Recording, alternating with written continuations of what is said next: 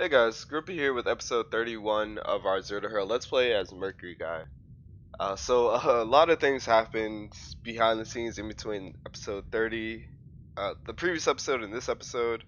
I'm going to show a couple of clips, um, and then we'll jump into the regular episode. To the first clip, we're going against a rather large pirate fleet. Maybe we shouldn't have taken this fight, but I ended up taking a lot of damage from the Lotus Swarm pushing its Atlas. It overloaded me, so I was backing up. Um, I go to regroup my fleet because I see that we're struggling, and I just lose track of the battle. The Atlas ends up shooting a Hellbore cannon at me, and I drop my shields at the very last second.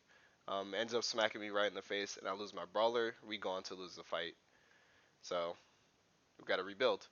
This next clip, we were exploring a volcanic world. This volcanic world was really surprising because it was very atypical. One, it had destabilization, which is a modifier that can appear on certain planets. It's relatively rare. And then next up, it had vast ruins. So vast ruins are the largest ruins, by the way. But we went to go explore the ruins, and we got really lucky, and we found our first pristine nano forge. So that's going right into the heavy industry worlds. And then finally, this is the last clip. Um, while we were looking for ships to rebuild our fleet, we actually find not one, but two Paragons. I believe this is Kulan, so our Tritachyon commission really came through in the clutch there. So you'll see those later on in the video. But other than that, let's jump. Alright, so with that out of the way, we're going to pick up where we left off on stream. So here's Mercury Guy. We're in right now Kamari Kingdom.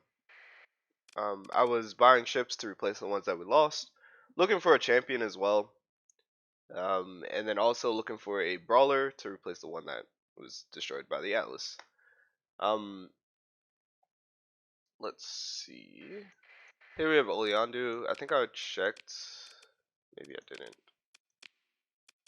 Yeah, I think I was checking for a champion. Here's the fleet, by the way. Very reduced. I'm in the monitor now just because I want to make sure that we don't lose any of these ships as we go exploring. Or not exploring, but as we go looking uh, for for ships to replace the ones that we lost. Um, I'm in the monitor. I realize for larger engagements, I need to be in the monitor. It's just something that I need to do because when we're outnumbered ship wise, we're never really outnumbered, ship quality wise. The pirate fleets never have more ship quality than us. They just have quantity. Whenever we're in a situation like that, I need to be in the monitor so that I can guide, the enemy fleet and break them apart. Um, in the video in the clip, I don't show the whole fight, but basically what happened was my monitor started on the left side of the battlefield, kind of isolated, and my other monitor, I think I had lost my monitor at that point. I only had one monitor, and it was not in the center of the battlefield where I needed it to be. So I was trying to pick off ships with no monitor to basically keep the rest of the fleet at bay. So I took a lot of damage early on, and then the nail in the coffin was the Hellbore shot that I took. Um, so I'm gonna pilot the monitor for now, just so that I can shepherd the rest of my fleet. What's left? Nah, well, this isn't what's left. Obviously, I found Marathon stuff, but to shepherd the fleet that I'm using to buy other ships, I'm using the monitor. We have two omens. The omens protect the strikes now. The monitor is self-sufficient and doesn't need any assistance. And then the strikes do the damage. The Atlas is just here, it barely costs anything, and it provides plenty of cargo capacity and also fuel capacity, and a little bit of crew capacity as well. 150 for us. And then some other things that I did that I did not show off. Um, a viewer claimed the name of Gas, so now it's called Cheeseburger in Paradise. But some things I did was I finished building the industries and upgrading them. We're not gonna go to a Star Fortress quite yet because we don't have the infrastructure to support that. That would make this planet very expensive if we upgraded it again. So instead, we're stopping there. Everything else is upgraded though. So the Megaport is upgraded. The heavy batteries The ground defense is upgraded to heavy batteries. The patrol HQ is built. Things like that. All the like almost like administrative buildings or support buildings are built. Now we're just focusing on industry. So for our water worlds, we built aquaculture, and now that it's grown to colony size 4, we're building mining. So now we're bringing in food for the rest of our colonies, as well as we're about to have organics online. The next thing I'm going to build for this planet is the next industry is going to be light industry, so that we can produce domestic goods, luxury goods, and recreational drugs for the rest of our colonies. Next up on the gas giant Wraith, I same thing. Upgraded the ground defenses to heavy batteries. Upgraded the orbital station to a battle station. Megaport, all that is the same. It grew to colony size 4. Um, we have mining on this world, so now what I'm gonna do is I'm actually gonna build heavy industry. And the reason I'm building heavy industry is because I want to start printing my own ships, so I don't have to rely on buying ships from other colonies. It's a quality of life, and also you get better ships. You get a better selection of ships, so it makes building a fleet very easy. And then on Banshee, I'm also building heavy industry, just because I want to increase the production cap. Basically, having more heavy industries like spread out all over the place is gonna allow you to produce more ships in a month, right? There's a maximum amount of money that you can put into ship development per month, and that's set based on how many heavy industries you have, the quality of your planets, if you have any domain artifacts, all of that. So that's kind of what we're doing. Unfortunately, this makes the planet very expensive. The structure and upkeep is massive right now, but it'll go down as we build refining, and then as we build fuel production. We won't have to worry about that. Actually, you know what? Would I rather have cap, or would I rather save credits? I'd rather have capacity. Credits are no problem. I've demonstrated how to get credits relatively quickly. So we'll go for cap instead. Alright. So with that out of the way, let's head over to Chalcedon and let's see if we can't find a brawler.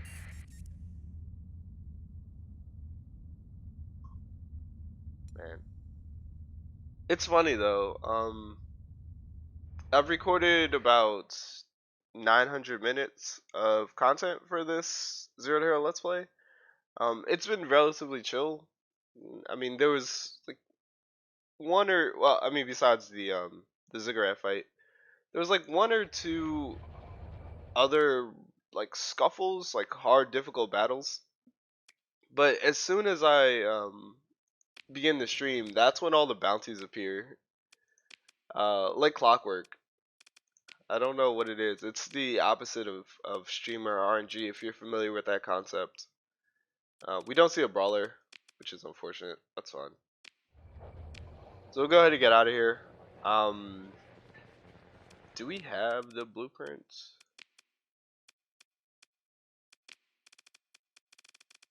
I don't think we have the Luddic Path blueprint. No, we don't. It would appear down here if we did.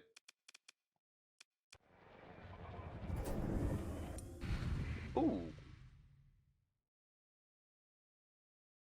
Ah. We'll go ahead and join this fight. Hopefully we can get this brawler off of them. Sure, continue.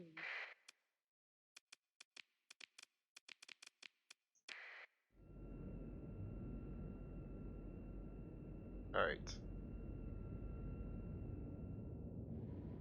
Yeah, so, moving forward, whenever I'm in a situation like that, so I've lost 3 fleets on, I've lost a fleet every single time I've streamed. I think, well, one for sure, for certain, in larger engagements, I'm just gonna have to pilot the monitor,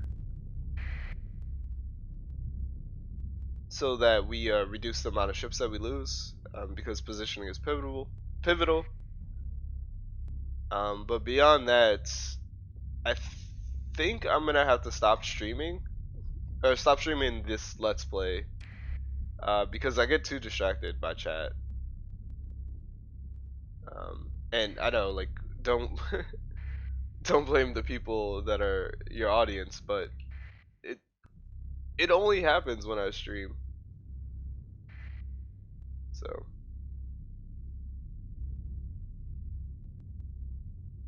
I think what it is I get overconfident and I take on larger fights than I should. Also, here's really good practice. We're trying to open the window, the Sunder's window to our fighters, not our fighters, but our ships. Yep. See. So if you can't do something like that. Alright. I didn't see if the brawler got away. No, looks like we took down everything. Nope, we don't get it. Oh, there's a Sunder here. Sunder's not worth a story point though. Alright. Oh, I realize there's no music.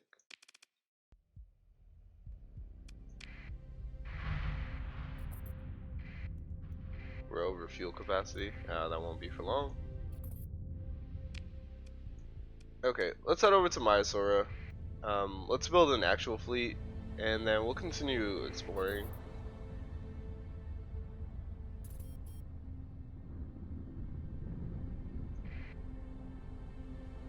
Okay, but first,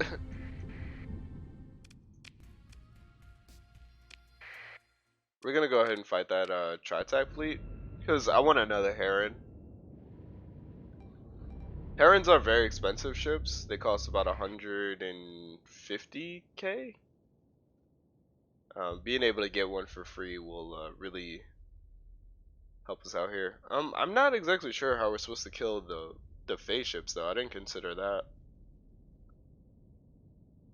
Alright, let's do this. I didn't really consider that. Let's see if we could just bring the phase ships over here. We don't really have beam weapons. Alright, let's go do that.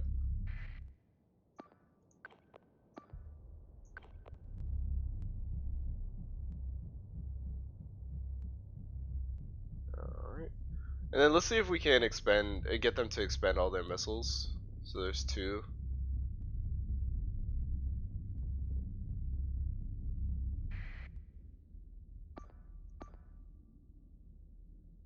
I'm gonna go ahead and cancel this order.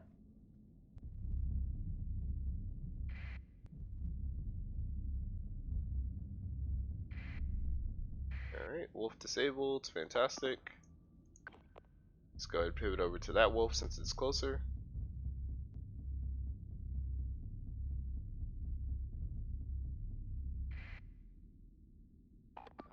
Alright, fantastic. How's the Omen doing? The Omen's doing fine.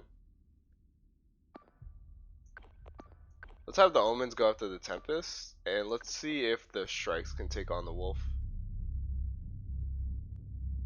Alright.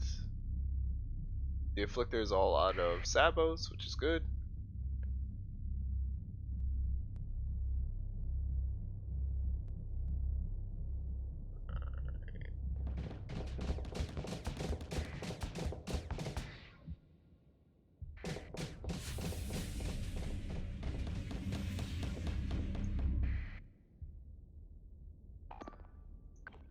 Alright, and then let's have everybody kill the Heron, and that might be enough to get everyone else to leave.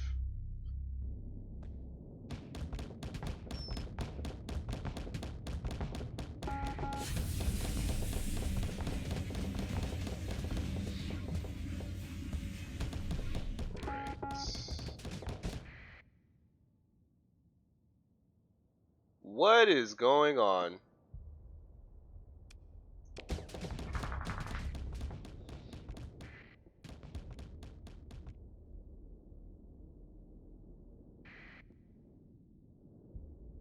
What is going on? Why did we lose an omen? Or a strike, rather.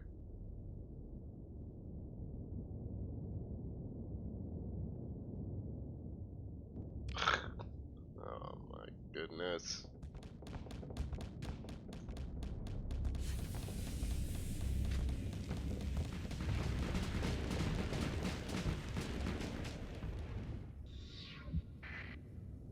Oh, we do have some beam weapons. In the form of PD, they don't do a lot of damage, but it freaks the AI out.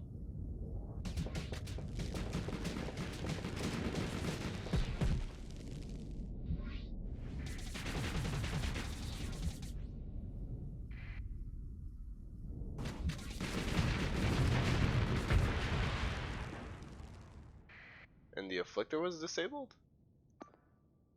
Hmm. Sure. They're carrying food. We don't care about that. We'll get our strike back. And we don't get the Heron. We have an opportunity to get a Tempest or Afflictor. Not worth the story point, in my opinion. So we'll go ahead and leave it.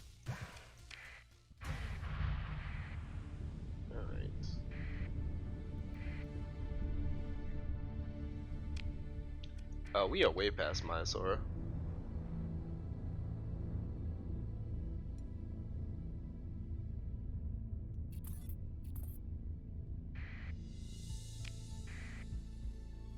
Turn to Volturn with food. We can use a Dominator. As we move forward, we need to start acquiring ships that are capable of destroying battle stations, and in my opinion, those ships are Legions, Dominators, things that do well against stationary targets. That might bring like a lot of firepower to the battlefield, but they themselves are lack maneuverability. Alt-slots are also very good against battle stations, of course. So let's go ahead and build a better fleet.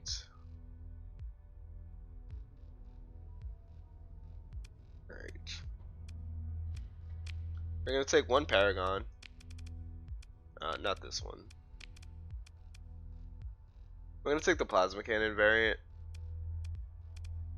We'll take a Champion out. Take 2 Herons. Take, what is that, 4 strikes? 5 strikes. We'll also bring Hyperions. We'll restore this one.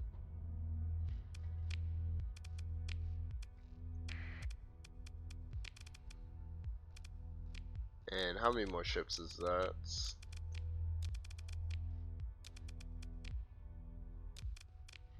We need another monitor as well.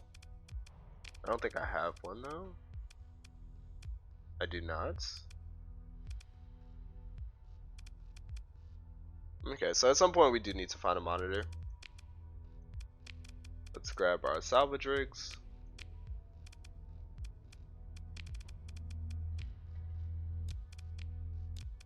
And a Phaeton as well.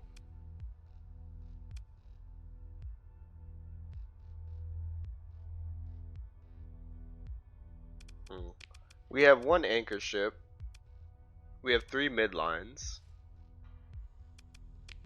Let's get rid of the longbows and instead replace those with daggers if we have them. We do not. Let's go ahead and replace them with cobras then.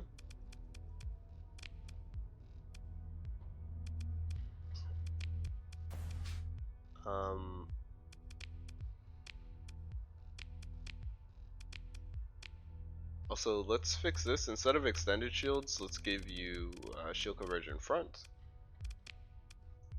Same here, shield conversion front. And we have hardened shields, correct?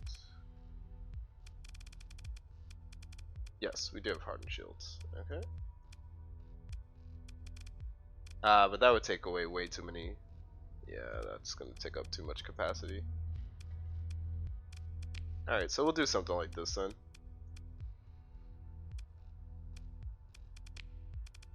Alright. Our champion You get the Merv, you get a Tachyon Lance, 2 hyper velocity drivers, first PD.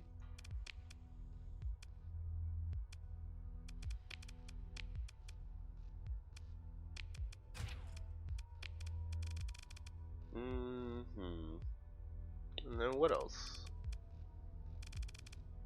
Give you hardened shields.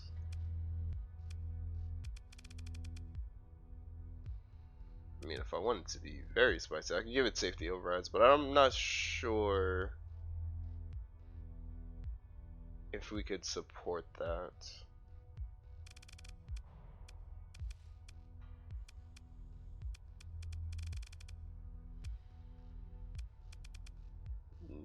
But I am considering it. Alright. It will just go stabilize shield. And then we'll put the rest in capacity. Alright. You need to be restored.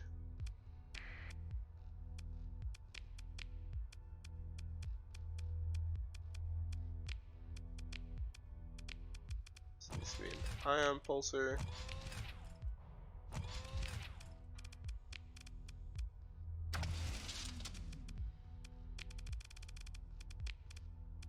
The overrides, and then the rest can go in capacity, correct? Some in capacity, some events.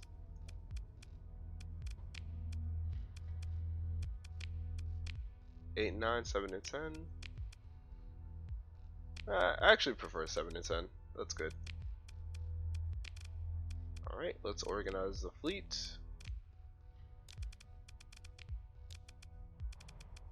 And then let's grab our crew. So this is the fleet. This is the breakdown. It is 1 anchor ship, 3 midlines, another set of midlines in as far as the strike scope. But these are also phenomenal CQC DPS ships. We have supports in the form of the Omens. I will pilot a Hyperion because it's the spiritual equivalent of the Brawler. Like, it's the big brother of the Brawler. Similar playstyle, very similar playstyle. It has the Sabopod. The Ion Pulsar provides EMP damage as well as pretty significant just base damage. And then the Heavy Blaster is what does the bulk of the heavy lifting. So it's a great ship. Really good, very, very maneuverable with safety overrides. Highly recommend it. And then the Omens providing PD. They'll support the Hyperion. And then monitor here. We're going to look for a second monitor so that we have a CQC DPS ship. But other than that, that's the fleet now. Also, I'm going to look for I'm going to try getting a Reckless Officer and putting that in the monitor, and then just making sure that the monitor is always in the face of something versus it kind of like skirting away from combat.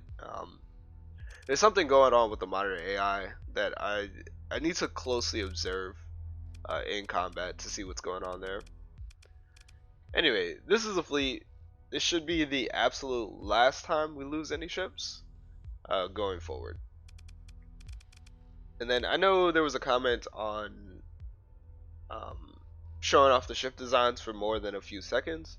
So here you go. This will make it easier. If you want to pause on this, I'll go through all my ships. The highlights here are the 4 plasma cannons. I demoed that in the clip, but they just provide a ton of damage. Having the advanced turret gyros means that these turrets on the side can swing very quickly, making it easy for the Paragon to actually fight off multiple small frigates, as well as, you know, obviously just forward facing and taking on whatever threats in front of it.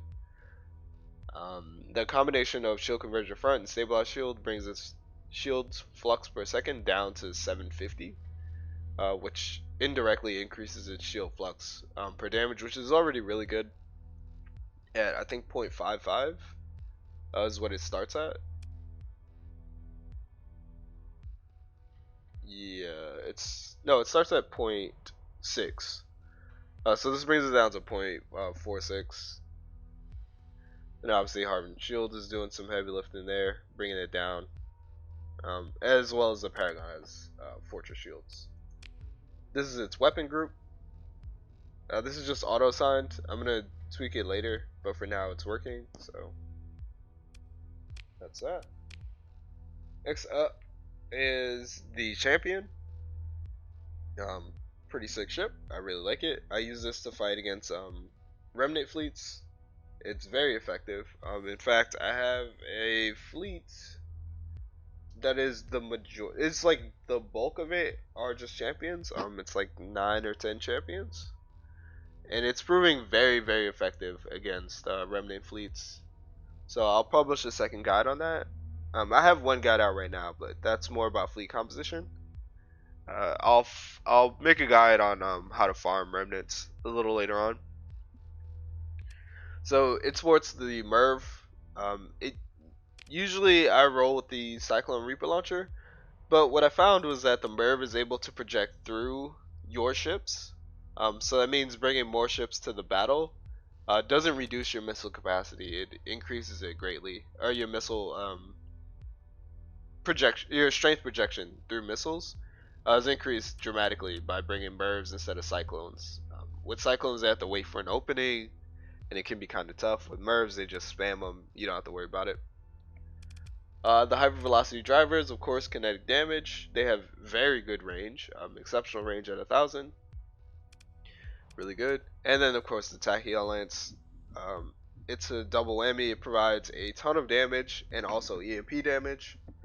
In a fleet with a lot of these champions, you're going to drive up hard flux very easily, and the Tachyon Lance is just going to do EMP damage arcing over the shields based on how much hard flux is built up, and just disabling weapon systems. So a really good combination there. Decent shield flux per damage at 0.61. If we had an officer with field modulation, we could bring that down even lower. But as it is right now, it's okay. Anything less than 1 is really good. So 0.61 is great. Next up, we have the Herons. They're built very similarly. This one uses daggers. This one uses cobras, but literally the same build. Shield conversion front so that they get a 360 shield, as well as cuts their shield flux per second in half. And then okay shield flux per damage. I could reduce the amount of capacitors and vents and add in hardened shields, but at that point, I mean, you'd lose out on what little flux capacity they actually have. The Heron is a great ship. The problem is that its ordnance points are really low, so it is a very fragile ship. Good for you though, because if you approach it with sabos, you can quickly overload it. But then you have to deal with the fighters that it's carrying. The strikes, I've demonstrated them before. Oh, sorry. Here's the weapon group on the champion. The weapon group on the Heron. It's just PD lasers and a harpoon. Here's the strike. Safety overrides, Sabo, ion pulsar, antimatter blasters. Here's the weapon grouping on that. So Sabo pod, ion pulsars, antimatter blasters. They're on alternating. This is a change from the previous design. Previously, I had 3 antimatter blasters, but there was 2 problems with that. One, the strikes would tend to flux themselves out. Trying to use all 3 antimatter blasters. They would do a lot of damage, but I wasn't comfortable with how much flux they were generating. So I reduced it down to 2, and use the 9 OP that I saved, the 9 ordnance points, and put that between capacitors and vents, and this is proving a lot more effective. So I really like this design. And then again, alternating fire so that they save, so that they can reduce the amount of flux that they generate at one time. It does mean that their time to kill is longer, but at the end of the day, I'd rather have my strike survive than you know, get overwhelmed and then they're out of the fight entirely. So that's all the same. We have 5 of those. Next up, we have the Hyperion. The Hyperion sports the Iron Pulsar Heavy Blaster Sabo. Very straightforward, with safety overrides. This one has a Harpoon because I think I just ran out of Sabo pods, but this would ideally be another Sabo pod instead of the Harpoons. Here are the Omens, built with the expanded missile rack, safety overrides, hardened subsystems. The expanded missile racks is not necessary. It's just a remnant from when I had when I started the campaign. It's really not necessary. The Harpoons don't really make much of a difference. They're really nice to have though. Sometimes your Omens, while they escort you, will fire off their Harpoons and get a kill for you, just saving you time and flux. So it's really good. And we have the Monitor, built with extended. This is completely wrong. Let's fix this. I'm glad I'm doing a ship showcase. We need hardened shields. So we'll probably go ahead and build that in.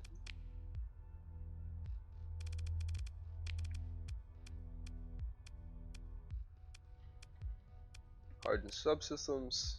We'll go ahead and build in both of these. And then we need shield converger front. And the rest we can put in fence and capacity.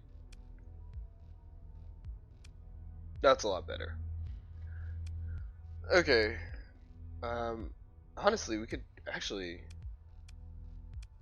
we'll just put it all in vents. The more vents you have on a monitor, the more hard flux it can dissipate faster.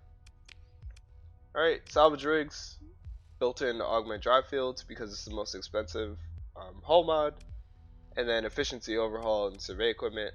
The efficiency overhaul isn't really necessary, but it's just there because it fit. 6 and 10, it only has 16 OP, so it's pretty good for that. And then the Phaeton and the Atlas. The Atlas built in with augment drive fields and expanded cargo holds, efficiency overhaul and survey equipment. So this is a fleet that I'm gonna bring with me to go exploring. Running into bounties should no longer be an issue. This fleet, and I know I said this before, this fleet should be able to take on anything that the game throws at us. But other than that, I'm gonna end the episode here. Hope you guys enjoyed it.